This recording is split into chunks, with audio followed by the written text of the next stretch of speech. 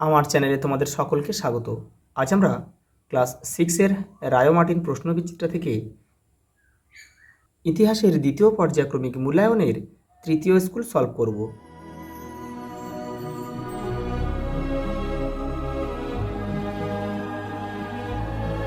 প্রথম প্রশ্ন দেখো, আদি বৈদিক যুগের ইতিহাস জানার প্রধান উপাদান হচ্ছে ঋগ্বেদ। অপশান সি আমাদের সঠিক উত্তর। বৈদিক সমাজে পরিবারের প্রধান ছিলেন বাবা। ঋগ্বেদের আলোচনায় গুরুত্বপূর্ণ নদী ছিল সিন্ধু। বৈদিক যুগের অন্যতম পালিত পশু ছিল গরু। পরেরটা দেখো, দ্বিতীয় বৌদ্ধ সঙ্গীত হয়েছিল কার সময়ে? কালাশকের সময়ে। কোথায় হয়েছিল? বৈশালীতে।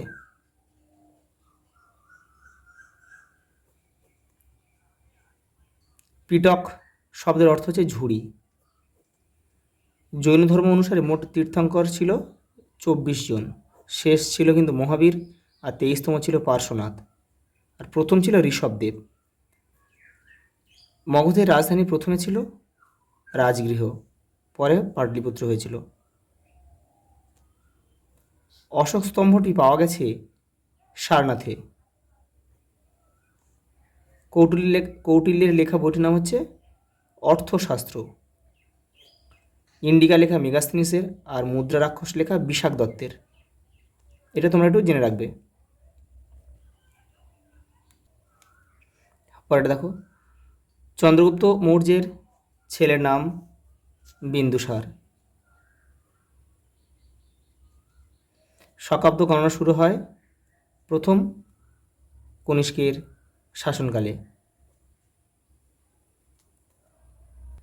দেখো পরের প্রশ্ন, বেদাঙ্গ কয়টি? 6টি। 6টি কী কী একটু লিখে দিচ্ছি আমি এখানে, তোমরা এগুলো একটু করে নিও। দেখো, শিক্ষা, ছন্দ, ব্যাকরণ, নিরুক্ত,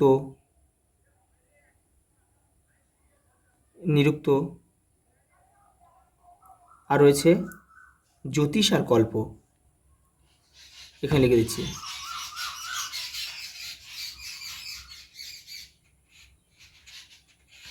জ্যোতিষ আর কল্প। পরের প্রশ্ন দেখো, কোন বেদে জাদু মন্ত্রের উল্লেখ সংকলন আছে? অথর্ববেদে। অথর্ববেদ। পরেরটা দেখো,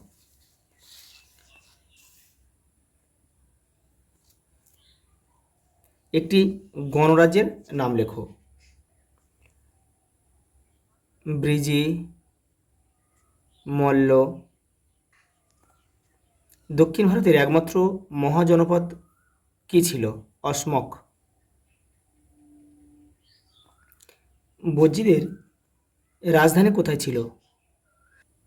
বজ্জীদের রাজধানীর নাম হচ্ছে বৈশালী। পরেরটা দেখো, কত সালে অশোক স্তম্ভটি জাতীয় প্রতীক হিসেবে গ্রহণ করা হয়? 1950 সালের 26শে জানুয়ারি। পরের প্রশ্ন দেখো, সকলোত্তর পথনাথ কাকে বলা হয়েছে? হর্ষবর্ধনকে।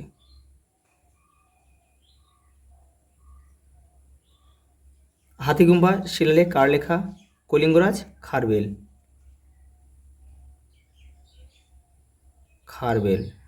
কলিঙ্গরাজ খারবেলের লেখা। পরেরটা দেখো,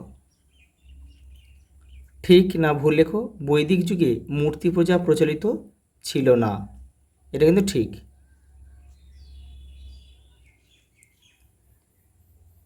এটা ঠিক। পরেরটা দেখো,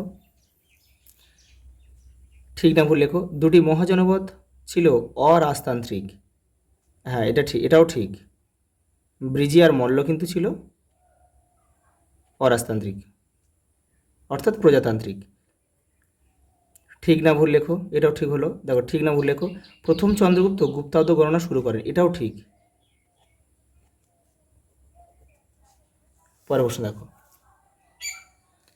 বেমানান শব্দটি খুঁজে বের করো। অর্থশাস্ত্র, ব্রাহ্মণ, আরণ্যক আর উপনিষদ। দেখো এখানে কিন্তু অর্থশাস্ত্রটা বাদ যাবে।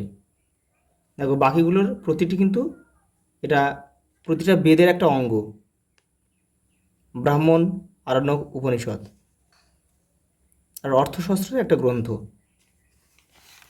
পরেরটা দেখো, পরের প্রশ্ন দেখো, সপ্তসিন্ধু অঞ্চল বলতে কি বোঝো? দেখো তোমাদের বইয়ের 49 নম্বর পেজে রয়েছে। দেখো এই যে এখান থেকে তোমাদের লিখতে হবে যে ঋগ্বেদের ভূগোল থেকে আদি বৈদিক সভ্যতা কতটা ছড়িয়েছিল, এখান থেকে এই পর্যন্ত লিখবে। পরেরটা দেখো, সভা ও সমিতি কি? তোমাদের বইয়ের 53 নম্বর পেজে দেখো সভা সমিতি রয়েছে। এই যে এখান থেকে এটা পুরোটা লিখবে। দেখো পরেরটা দিয়েছে কি, ধর্মচক্র প্রবর্তন কি? তোমাদের বইয়ের 71 নম্বর পেজে রয়েছে। দেখো ধর্মচক্র প্রবর্তন, এই যে এখান থেকে লিখবে, গয়া থেকে এখান থেকে এই পর্যন্ত লিখবে, ধর্মচক্র প্রবর্তন বলা হয়েছে। পরের প্রশ্ন দেখো, গৌতম বুদ্ধের প্রথম নাম কি ছিল? সিদ্ধার্থ।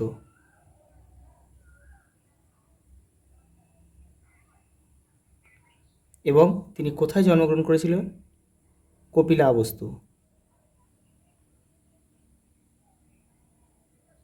নেপালের কপিলাবস্তুর লুম্বিনী উদ্যান। নেপালটা লিখে দিই পাশে। পরেরটা দেখো, সিইউকি কার লেখা একটা বইয়ের নাম এটা? সোয়ান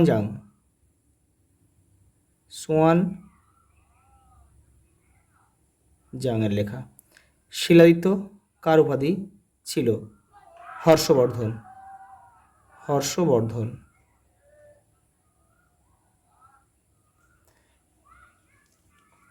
কোন বংশের শাসনকালে ভাগ ও বলি নামে দুই রকম কর নেওয়া হতো? মৌর্য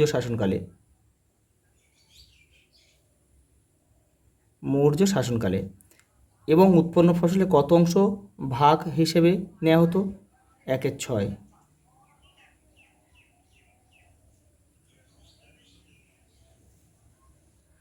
পরের প্রশ্ন দেখো, এই ঋগ্বেদে বর্ণাশ্রম বা চতুর্বর্ণ প্রথা কেমন ছিল? এই যে চতুরাশ্রম প্রথা তোমাদের বইয়ের 56 নম্বর পেজে রয়েছে, এখান থেকে তোমরা করবে। পরেরটা দেখো, দেখো ইনামগাঁও কোন জেলায় অবস্থিত? এটা হবে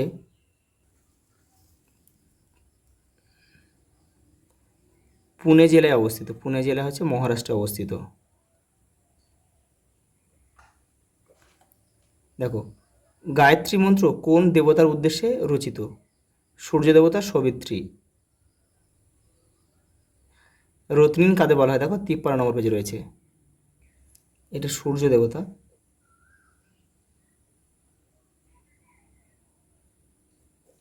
দেখো 53 পেজে রয়েছে, এটা তোমাদের রত্নিন বলে এই যে রয়েছে। দেখো এটাতে বৈদিক যুগে শাসনের কাজে শাসন করতেন যারা, তাদের রত্নিন বলা হতো। পরবর্তী দেখো, দিগম্বর ও শ্বেতাম্বর সম্পর্কে সংক্ষেপে লেখো। 70 নম্বর পেজ দেখো, এই দেখো দিগম্বর ও শ্বেতাম্বর এপারেও রয়েছে। এই যে পরের প্রশ্ন দেখো, চতুরার্য সত্য বলতে কি বোঝো? দেখো 72 নম্বর পেজে রয়েছে তোমাদের বইয়ের। এই যে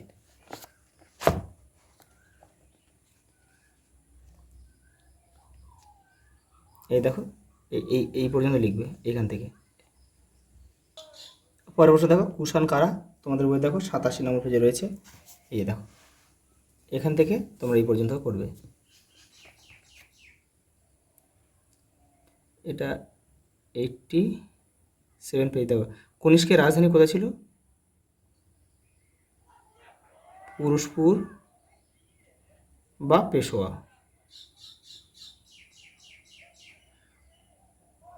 পরের প্রশ্ন দেখো, সাতবাহন বংশের প্রথম শাসক কে ছিলেন?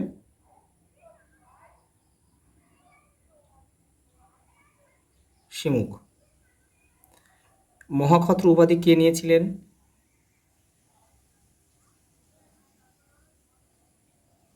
শক রাজা রুদ্রদামন।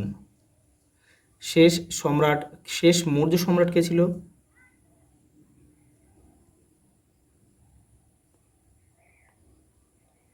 বৃহদ্রথ। দেখো পরের প্রশ্ন, বৈদিক যুগের শিক্ষা ব্যবস্থা কেমন ছিল? দেখো 57 নম্বর পেজে রয়েছে, দেখো এই যে এখান থেকে এই পর্যন্ত লিখবে। পরের প্রশ্ন দেখো, টিকা লেখো মেগালিথ। এই যে দেখো এখান থেকে লিখবে।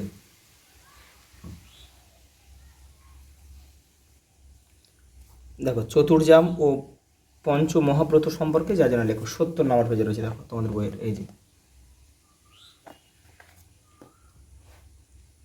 বজ্রীদের উন্নতির নিয়মগুলি লেখো। দেখো তোমাদের বইয়ের এটা 68 নম্বর পেজে রয়েছে, দেখো এই যে বজ্রীদের উন্নতির 7টি নিয়ম।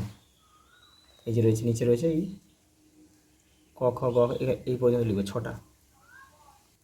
পরের প্রশ্ন দেখো, গঙ্গারিদাই সম্পর্কে যা জানা লেখো, 87 নম্বর পেজ, দেখো এই যে এখান থেকে তোমাদের করতে হবে এটা পড়ে। লাস্ট প্রশ্ন দেখো, অশোকের ধর্ম 85 নম্বর পেজে রয়েছে, দেখে নাও। এই দেখো এখান থেকে এটা পুরো করবে। আজ এই পর্যন্ত, দেখা হবে পরের ভিডিওতে।